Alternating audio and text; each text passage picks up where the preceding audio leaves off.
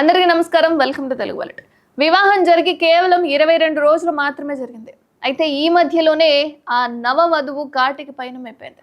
అత్తారింటి వేధింపులు భరించలేక ఉరేసుకొని మరీ బలవన్మరణానికి పాల్పడింది.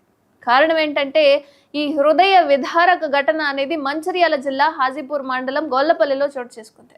హాజీపూర్ మండలం టికానపల్లి గ్రామానికి చెందిన కంది కవిత అనే ఆమె అండ్ శ్రీనివాస్ దంపతులకు 3 కూతుళ్ళు అండ్ చిన్న కూతురు శృతిని ఇదే మండలానికి చెందిన పెద్దంపేట గ్రామ పంచాయతీ పరిధిలోని గొల్లపల్లి గ్రామానికి చెందిన ఘర్షకుర్తి సాయికి ఇచ్చి గత మార్చి నెల మొన్ననే అనమాట 16వ తేదీన ఘనంగా వివాహం అనేది చేసుకున్నారు వాళ్ళిద్దరూ.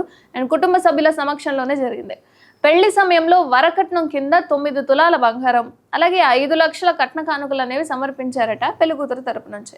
ఇక వివాహ సమయంలో ఒప్పుకున్న విధంగానే అబ్బాయికి అన్ని లాంఛనాలు అందించి మరీ నవవధువుని మెట్టినింటికి సాగనంపేశారు. ఇక ఏది ఎక్కడ అవకతవకలు ఏది జరిగినా సరే మళ్ళీ కష్టం కాబట్టి మొత్తం ఇచ్చేశారట. అయితే అంతలోనే ఏం జరిగిందో ఏమో తెలియదు కానీ వారం రోజులకే కన్నీళ్లు పెట్టుకుంటూ పుట్టింటి బాట పట్టింది ఆ నవవధువు శృతి. భర్త సాయితో పాటు అత్త లక్ష్మి, మామ శంకరయ్య కూడా మానసికంగా ఇబ్బంది పెడుతూ పెండ్లికైన 6 లక్షల రూపాయల ఖర్చును కూడా పుట్టింటి నుంచి తీసుకురావాలని చెప్పి చెప్తున్నారట. పెళ్ళైందేమో అంటే పెళ్ళికొడుకు తరపు నుంచి అయిన ఖర్చు కూడా పెళ్లి కూతురే తీసుకురావాలని చెప్పి ఒత్తిడి తీసుకొచ్చారట.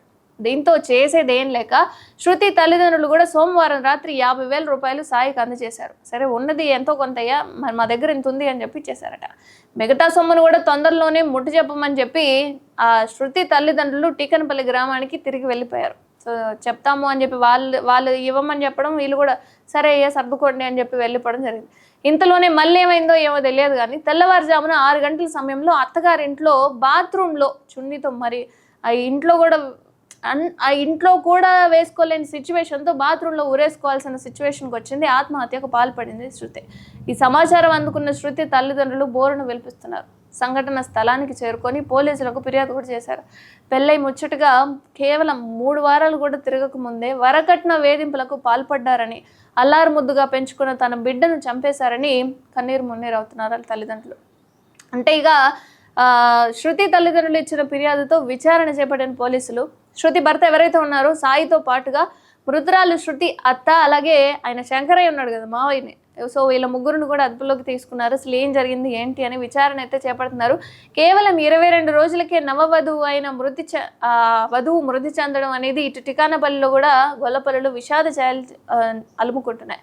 అంటే ఈ విధంగా పెళ్ళి అవడంతోనే వరకట్న వేధింపులు అనేవి రావడము, డబ్బు అనేది ఖచ్చితంగా సమకూరాలి.